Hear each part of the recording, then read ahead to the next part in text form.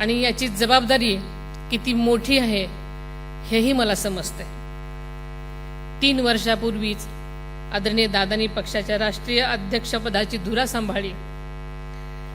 त्यांना अवघ्या 2.5 वर्षाचाच कालावधी मिळाला। हा कालावधी मर्यादित असला तरी त्यांनी पक्षाला राष्ट्रीय स्तरावर नवी ओळख मिळवून दिली।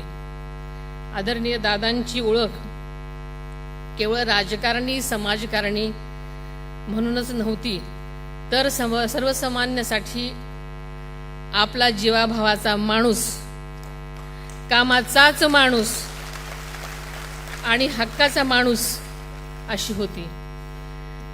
राज्याचे अर्थमंत्री म्हणूनही दादांनी सादर केलेले त्यांचे अर्थसंकल्प हे राज्याच्या विकासाचे दस्तऐवज आहेत।